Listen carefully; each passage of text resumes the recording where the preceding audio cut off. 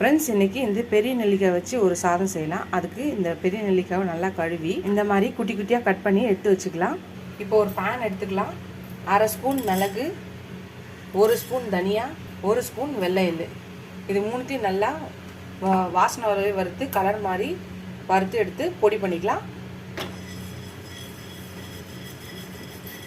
வறுத்தாச்சு, இது மிக்ஸி ஜாரில் போட்டு பொடி பண்ணிக்கலாம். இந்த ஸ்டேஜில் வறுத்தாச்சு ஒரு 7-8 மட்டும் வெந்தயம் போட்டு அதையும் சேர்த்து வறுத்துக்கலாம். இப்போ இதுவும் சேர்த்து ஃப்ரை ஆயிடுச்சு. இப்போ இதை எடுத்து ஆறணுன்னு பொடி பண்ணிக்கலாம். இப்போ இந்த நெல்லிக்காவை மிக்ஸி ஜாரில் போட்டுக்கலாம். நம்ம பொடி பண்ணியாச்சு தூளை. இப்போ மிக்ஸி ஜாரில் இது போட்டு ஒரு 1/4 ஸ்பூன் சால்ட்டு போட்டுக்கலாம். ஒரு 1/4 ஸ்பூனுக்கு கம்மியான மஞ்சள் தூள் போட்டுக்கலாம். இதை கொஞ்சம் குறைன்னு அரைச்சிக்கலாம்.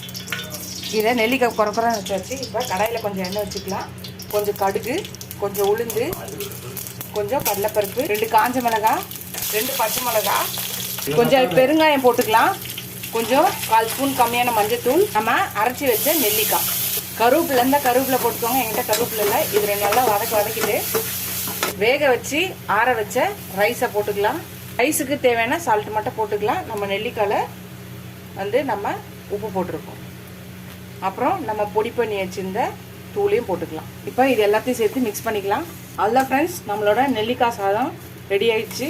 டயபெட்டிஸ், வெயிட் லாஸ் இருக்கிறதுக்கு, அப்புறமா பார்த்தீங்கன்னா இதோட ஸ்பெஷல் என்ன பார்த்தீங்கன்னா, நம்ம அரைச்சி பொடி பண்ண அந்த பொடி தான் ஸ்பெஷலு.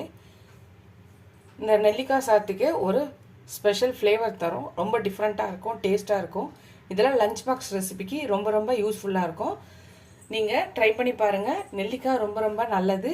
டயபெட்டிஸ்க்கு, சுகர், அதாவது டயபெட்டிஸ்னால் சுகர் இருக்கவங்களுக்கு. அப்புறமா இதை காலையில் வெறும் வயிற்றில் ஒரு ஜூஸாக போட்டு குடிக்கலாம்.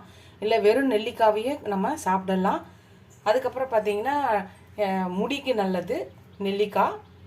டெய்லி ஒரு நெல்லிக்காவை நீங்கள் சாப்பிட்டிங்கன்னா உடம்புக்கு ரொம்ப நல்லது. இந்த நெல்லிக்காவை ஹேருக்கும் ரொம்ப நல்லது.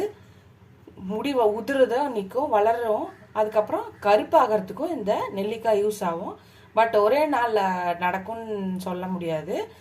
ஆனால் கொஞ்சமாக நீங்கள் சாப்பிட அந்த நெல்லிக்காயோட பவர் நம்மளுக்கு யூஸ்ஃபுல்லாக இருக்கும். இவ்வளோ நிறைய பெனிஃபிட்ஸ் இருக்குது இந்த நெல்லிக்காயில். நீங்களும் இந்த நெல்லிக்காவை ரைஸை ட்ரை பண்ணி பார்த்துட்டு எப்படி இருக்குன்னு சொல்லுங்கள்.